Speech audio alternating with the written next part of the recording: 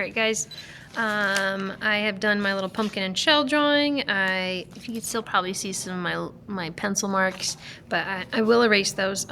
I've inked it in, but the ink is looking a little boring still, so what we're going to do is we're going to remember what we learned last week about line weight and how that helps us show a little bit more light and dark, and it also helps our lines just look more interesting when they go from thicker to thinner lines.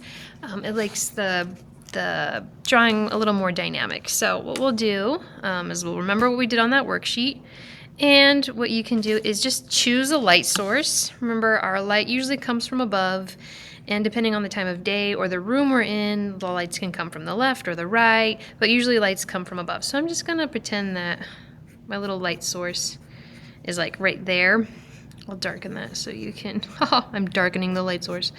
So you can see, so that means like kind of like my more upper and my up lines that are a little like on top of the pumpkin are going to be a little lighter and thinner.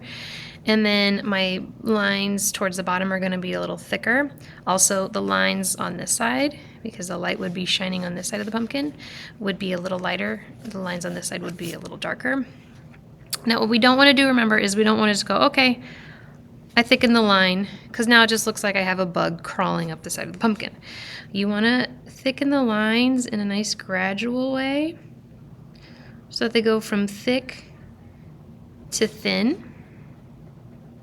And this is nice, adding line weight, because then it can kind of like smooth out any like little imperfections you had. I'm not perfect at doing pen and ink, and some of my lines got a little scratchy. So I can make a thicker line that gets gradually thinner as it comes to the top of the pumpkin, where my light source would probably be hitting that pumpkin a little bit. Okay, try not to zigzag with your pens, especially those Sharpie pens. Okay. All right, I'm gonna do the same thing with the shell. Think about what would be lighter, what would be darker. The top of the shell would probably be a little lighter. Bottom of the shell, a little darker. So a little more line weight. And then maybe a little thickness just up the side, and then it thins out. Okay, and I'm trying to do this quickly just to not bore you. But hopefully you are getting the idea. And if you're particularly feeling adventurous and ready to try something new, you can also think about what sorts of texture techniques you might want to add. For example, if you want to try it out, do it in pencil first.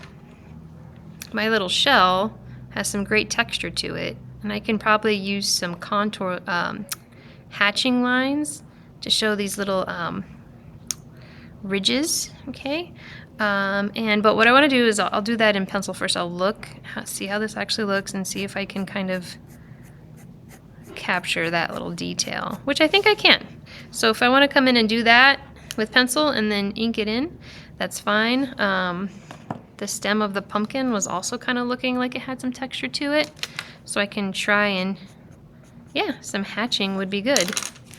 And I can actually add some little bits of texture, but be careful. Do it if you feel confident about it. If you don't, then I'd rather you skip it, but it's a good thing to try.